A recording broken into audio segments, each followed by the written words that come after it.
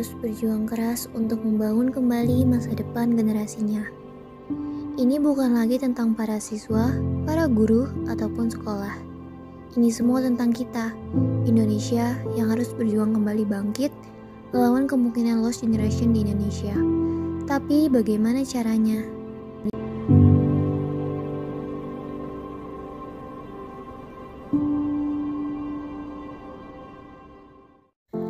Fenomena lost generation atau generasi yang hilang, yaitu dampak dari hilangnya kesempatan peserta didik memperoleh pembelajaran yang maksimal. Penyebab terbesar dari fenomena tersebut adalah pandemi COVID-19. Pandemi tersebut tentu telah membawa pendidikan pada masa keterpurukan. Dunia pendidikan di masa pandemi COVID-19 memang diberatkan oleh dua pilihan yang sama pentingnya. Menjaga kualitas pendidikan atau menjaga keamanan dan kesehatan peserta didik, salah satunya harus bisa direlakan. 2 tahun sudah pemerintah memilih untuk merelakan kualitas pendidikan di Indonesia dan memilih untuk mengutamakan masalah kesehatan. 2 tahun yang tanpa kita sadari akan mempengaruhi kualitas pendidikan Indonesia, bukan hanya di masa ini, tapi juga di masa yang akan datang. Segala usaha telah dilakukan oleh pihak sekolah untuk mencegah adanya learning loss. Learning loss sendiri berarti situasi di mana peserta didik kehilangan pengetahuan dan keterampilan, baik secara umum atau khusus, ataupun kemunduran akademik. Berdasarkan hasil riset Kemendikbudristek sebelum pandemi, kemajuan belajar selama 1 tahun untuk kelas 1 SD adalah sebesar 129 poin untuk literasi dan 78 poin untuk numerasi.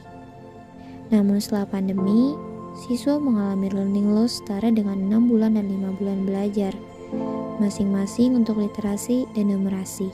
Sekjen Kemendikbudristek Suharti dalam pembukaan pelatihan kepemimpinan nasional atau PKN tingkat 2 angkatan 6 tahun 2022 mengatakan bahwa kehilangan pembelajaran atau learning loss ini cukup banyak, sekitar 3-12 bulan pembelajaran hilang dari pandemi.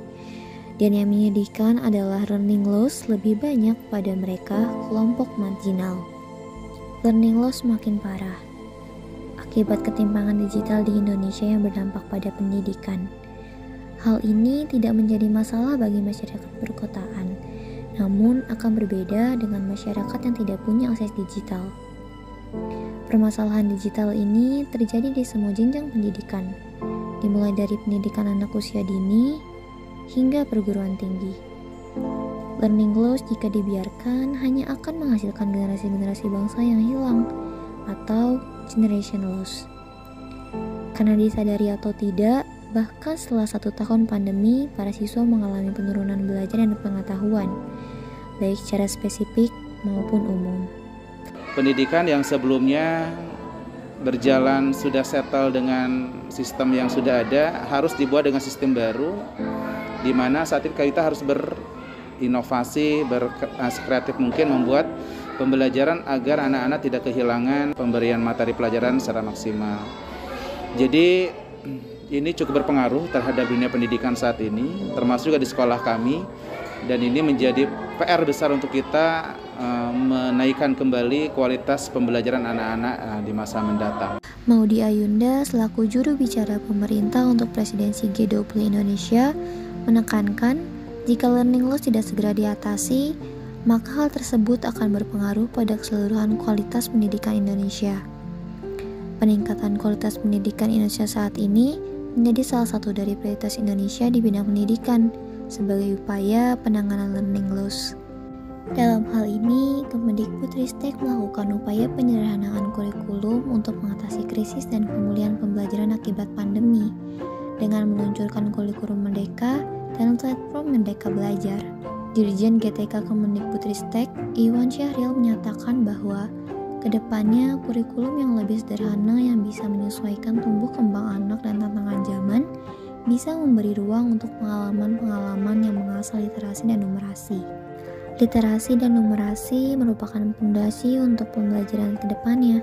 Jika tidak memiliki kedua hal tersebut, seseorang tidak akan mampu untuk memunculkan inovasi-inovasi yang baru.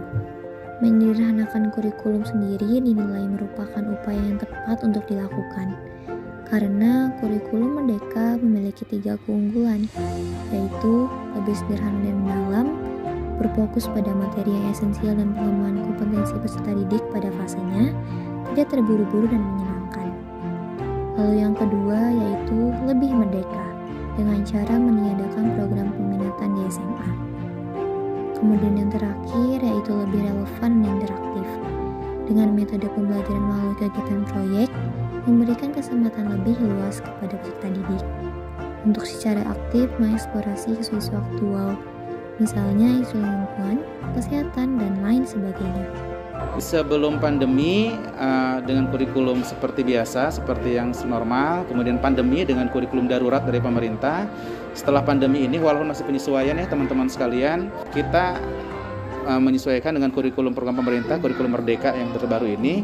Tetapi selain kurikulum pemerintah, kami pun punya kurikulum lokal yang kita gunakan dan beberapa program-program untuk menunjang proses pembelajaran di sekolah.